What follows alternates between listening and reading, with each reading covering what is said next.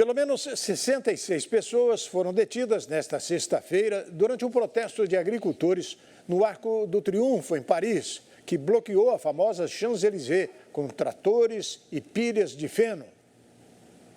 Dezenas de pessoas foram presas na manhã desta sexta-feira durante protesto surpresa de agricultores no Arco do Triunfo, em Paris. O sindicato Coordenação Rural, que promoveu a ação, afirmou na rede social que tomava simbólica e pacificamente o popular monumento para salvar a agricultura francesa. Às 6 da manhã, 8 tratores já cercavam o Arco do Triunfo, paralisando brevemente o tráfego nesta via fundamental do oeste da capital.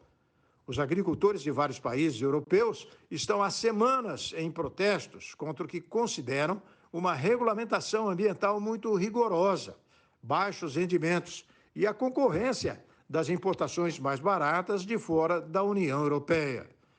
O sindicato incluiu o protesto na celebração do Salão da Agricultura em Paris, onde o presidente francês, Emmanuel Macron, precisou de proteção no fim de semana passado contra centenas de manifestantes furiosos. O governo evitou enviar forças de segurança para neutralizar os protestos agrários que abalaram a França em janeiro, mas o Ministério do Interior avisou que tomaria medidas caso entrassem em Paris. O governo prometeu reformas no setor, mas os agricultores continuaram bloqueando estradas, incendiando pneus e cercando supermercados em ações menos intensas. O Papa voltou a criticar nesta sexta-feira a ideologia de gênero. Acompanhe. O Papa Francisco voltou a criticar nesta sexta-feira a ideologia de gênero, teoria que classificou como o perigo mais feio, já que anula as diferenças entre homens e mulheres. O Sumo Pontífice também disse durante a audiência no Vaticano sobre casamento, que pediu estudos sobre o assunto. Francisco declarou que cancelar as diferenças é cancelar a humanidade, pois tudo se torna igual, e argumentou que homem e mulher vivem uma tensão fecunda. Esta não é a primeira vez que o Papa critica a ideologia de gênero, segundo a qual a identidade sexual é determinada pela educação e pelo ambiente, e não por suas diferenças genéticas. Francisco denunciou em 2016 uma doutrinação dissimulada dos livros escolares franceses, influenciados pela teoria. 3 anos depois, o Vaticano publicou um texto destinado a ajudar os professores das escolas católicas a contestarem a ideologia de gênero, que nega a diferença natural entre um homem e uma mulher. Um estudo realizado pela Organização Mundial da Saúde e divulgado pela revista médica The Lancet afirma que há mais de 1 bilhão de obesos no mundo. A doença disparou desde 1990. Mais de 1 bilhão de pessoas em todo o mundo sofrem de obesidade.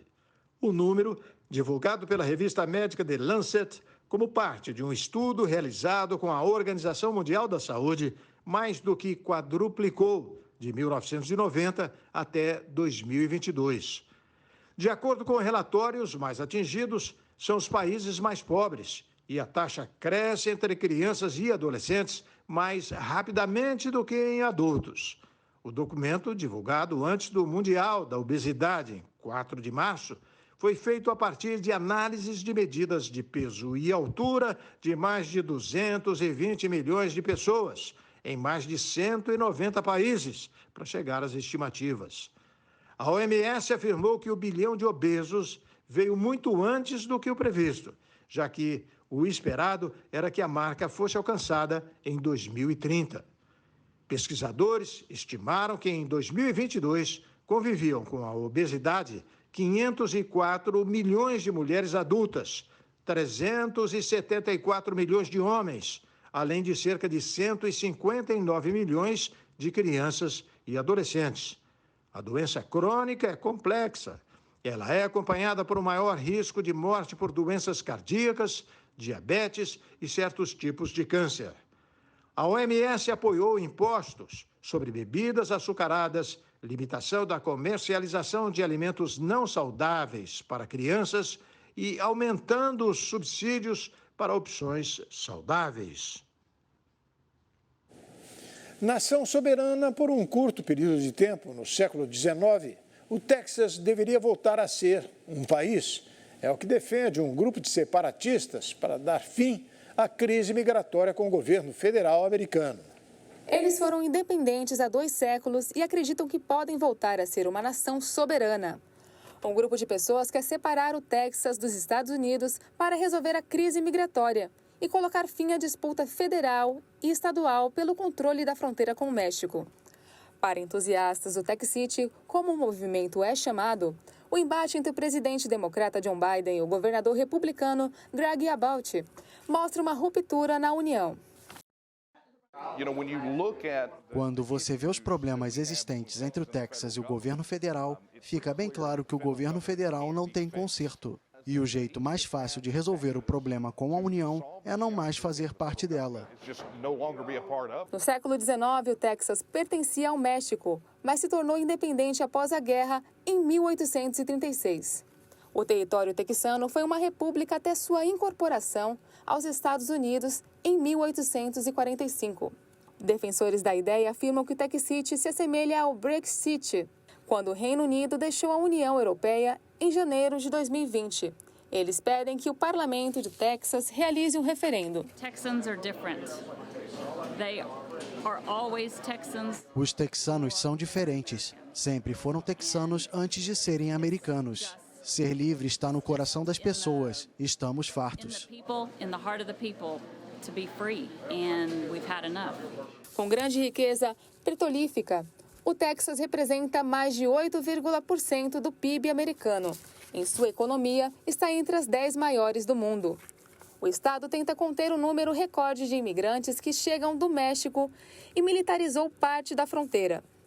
Washington levou o caso à justiça, alegando que o assunto é de competência federal.